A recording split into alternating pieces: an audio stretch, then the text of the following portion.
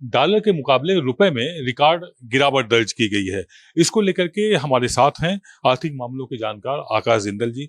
Sir, आपसे ये समझना चाहेंगे, ये जो गिरावट है पिछले 12 सालों में ज्यादा है। हालांकि गिरावट तो पहले से ही थी रुपए में, लेकिन पिछले 12 सालों में ये ज्यादा दर्ज की गई है।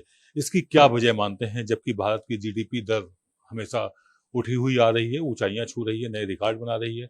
इन सबके बावजूद रुपए का गिरना क्या संकेत दे रहा है? बहुत ही अच्छा, बहुत ही बढ़िया प्रश्न पूछा आपने। सबसे पहले तो ये क्लियर कर दूं, क्लैरिफाई कर दूं, रुपए के गिरने का मतलब ये नहीं है कि हिंदुस्तान की इकोनॉमी कमजोर हो रही है। रुपए के गिरने को उससे बिल्कुल भी रिलेट ना किया जाए। अब बिल्कुल सही है, हिंदुस्तान की इकोनॉमी दुनिया की बड़ी इकोनॉमीज में से फास्टेस्ट ग्रोइंग इकोनॉमी है। हम अमेरिकन डॉलर की बात कर रहे हैं, यूएस की इकोनॉमी के मुकाबले हिंदुस्तान की इकोनॉमी बहुत बहुत तेजी से ग्रो कर रही है। 8.2% जीडीपी ग्रोथ है हमारी, और ये आकाश जिंदल या आकाश जिंदल .in नहीं, ग्लोबल जीडीपी ग्रोथ है। अमेरिका भी मानता है इसको। अब जहां तक है कि डॉलर क्यों बढ़ रहा है, दो कारण है। डॉलर की जब डिमांड बढ़ती है तो डॉलर मजबूत होता है, रुपया कमजोर होता है। फॉरेन पोर्टफोलियो इन्वेस्टर्स ने कुछ पैसा निकाला है, उसकी वजह से जो है डॉलर स्ट्रांग हुआ है। दूसरा, डॉलर कुछ और ग्लोबल करेंसीज के मुकाबले बढ़ा है। अब वो क्यों बढ़ा है? वो टैरिफ के कारण, क्योंकि ग्लोबल ट्रेड इंपैक्ट हुआ है, इसके कारण भी रुपये कमजोर हुआ है। तीसरा ये है कि डॉलर की डी डॉलराइजेशन हो रही है, उसका इंपैक्ट है। चौथा कारण है क्रूड ऑयल। क्रूड ऑयल पीछे रेट बढ़े थे, क्योंकि वो भी ग्लोबल वॉलेटिलिटी की वजह से रेट बढ़े थे। तो जब क्रूड ऑयल के रेट बढ़ते हैं तो हम 80% के आसपास क्रूड इंपोर्ट करते हैं, वो भी डॉलर को इंपैक्ट करता है। अब क्या इसके नुकसान है, जो दर्शक जानना चाहेंगे। सबसे बड़ा नुकसान तो यह है, 75 to 80% क्रूड ऑयल हम इंपोर्ट करते हैं। डॉलर महंगा होता है तो पेट्रोल डीजल महंगे होंगे, क्योंकि मार्केट लिंक्ड है। पेट्रोल डीजल महंगे होंगे तो हमारे यहां महंगाई बढ़ेगी, जो कि आम आदमी के लिए तकलीफ दे। दूसरा, हमारे बहुत से लोग विदेश जाते हैं। अब उसमें पहली कैटेगरी है वो बच्चे जो पढ़ने के लिए विदेश जाते हैं। दूसरा, विजिटर, चाहे कोई घूमने के लिए जाता है चाहे बिजनेस के लिए, उनका खर्चा बढ़ जाता है। तीसरा, हमारी कंपनियों ने बहुत फॉरेक्स लोन लिए हुए हैं, तो उसका इंटरेस्ट हमें डॉलर में पे करना पड़ता है, वो महंगा हो जाता है। अब कुछ फायदे भी हैं। फायदे क्या हैं?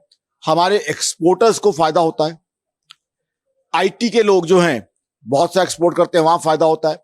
दूसरा ये, हमारे बहुत से हिंदुस्तानी भाई, जिसे हम हिंदुस्तानी डायस्पोरा कहते हैं, हिंदुस्तानी डायस्पोरा शब्द जब हम इस्तेमाल करते हैं, यूएस में, गल्फ में, ऑस्ट्रेलिया में, न्यूजीलैंड में, यूरोप में बसे हुए हैं, उनमें से कई लोग अपने परिवारों को रेमिटेंसेस भेजते हैं, वो बढ़ के आती है। लेकिन ओवरऑल नुकसान ज्यादा है, फायदा कम है। तो इसलिए हमारे लिए अच्छा यह है कि डॉलर की कीमत कम हो।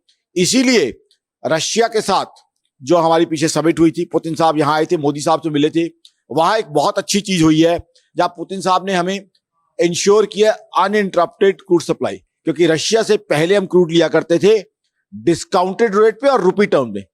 अब भी अगर रशिया से हम रुपी टर्म में क्रूड ऑयल लेते हैं तो डॉलर के बढ़ने का हमें नुकसान नहीं होगा।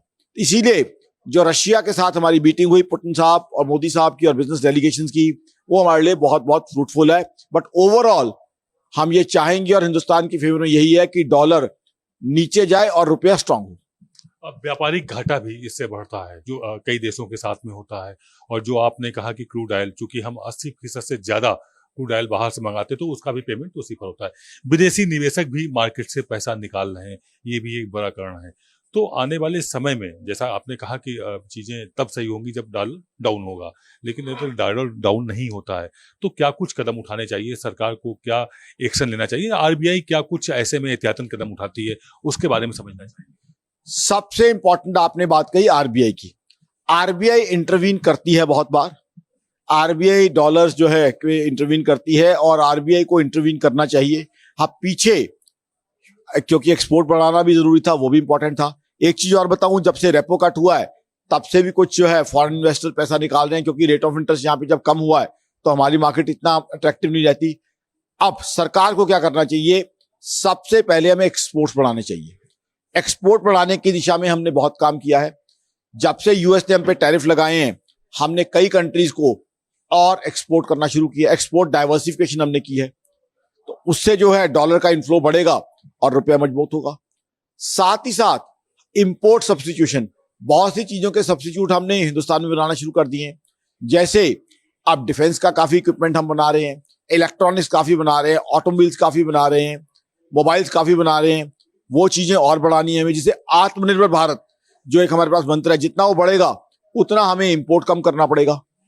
तो एक तो एक्सपोर्ट्स को बढ़ावा देना, एक इंपोर्ट कम करना, दूसरा एक बहुत बढ़िया एक और फॉर्मूला है, हमारे से बहुत से एनआरआई भाई विदेशों में बसे हुए हैं, तो उनके लिए हमें बॉन्ड्स निकालने चाहिए, क्योंकि उनको हिंदुस्तान पे भरोसा भी है और हिंदुस्तान से प्रेम भी है। अगर उनके लिए हम बॉन्ड्स निकालते हैं तो काफी फॉरेक्स जो है हिंदुस्तान में आ सकता है। उसके जरिए जो है, क्योंकि वो अपनी मातृभूमि में इन्वेस्ट करना चाहते हैं, उन्हें देश से प्रेम भी है और उन्हें हमारे देश के ऊपर जो है भरोसा भी है कि अच्छा इंटरेस्ट हमारे यहाँ से मिलता है।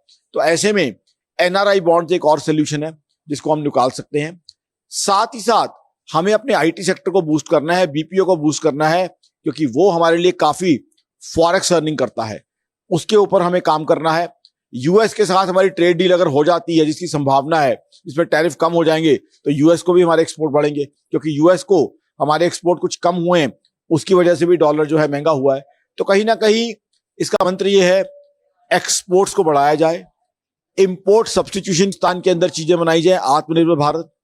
तीसरा, आईटी सेक्टर को प्रमोट किया जाए, फॉरेन डायरेक्ट इन्वेस्टमेंट को प्रमोट किया जाए, साथ ही साथ एनआरआई के लिए बॉन्ड लाए जाएं जिसके थ्रू फॉरेक्स यहां आ सकती है। इन सब चीजों के थ्रू हम रुपये को ज्यादा मजबूत कर सकते हैं। यानी कि विदेशी मुद्रा को भारत में लाया जाए और निर्यात आयात के जो डिसबैलेंस है उस संतुलन को भी मेंटेन किया जाए, तब जाकर के ये रुपये का जो गिरावट है वो कहीं जाकर के रुकेगी। इसके लिए आरबीआई को भी जो जरूरी कदम है वो उठाने होंगे। कैमरा पर्सन मनु के साथ आदित्य द्विवेदी, भारत एक्सप्रेस डिजिटल के लिए।